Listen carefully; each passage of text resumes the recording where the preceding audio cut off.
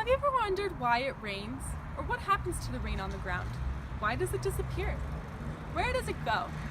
We're going to be learning about the water cycle and focusing on 3 new vocab words, which are evaporation, condensation, precipitation. So come on, let's start in the kitchen and see how evaporation works. The first vocab word is evaporation. Evaporation is the process by which water changes from a liquid to a gas. You will notice that this pot of water has steam rising from it. This is because the water is so hot that the water is evaporating into the air. The water level will get lower the longer the water is allowed to boil and evaporate. Evaporation happens in the kitchen, but it also happens all around us. Where does the water go after it rains? It evaporates. Here we see this puddle. After a period of time, it dries up. It goes from a liquid state to a gas state and is in the air all around us. But what happens to that water? Where in the air does it go? This question brings us to our next word, condensation. Condensation is the next phase of our water cycle, and it is the opposite of evaporation. It is the conversion of a vapor or gas to a liquid. This pot of water, as we saw earlier, is boiling. Now, the water that is evaporating is condensing on the lid. The water in gas form is becoming a liquid again as all the gas meets up together and forms water molecules.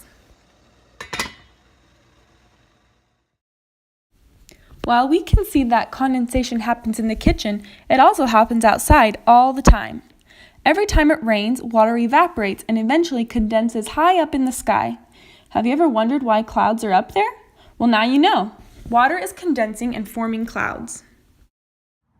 After those clouds gather all that water, they start to get heavy and gravity takes over. This is when our water cycle experiences precipitation. Let's go back to the kitchen to see what that looks like with our pot of water. Precipitation is any product of the condensation of water vapor in the atmosphere that falls due to gravity.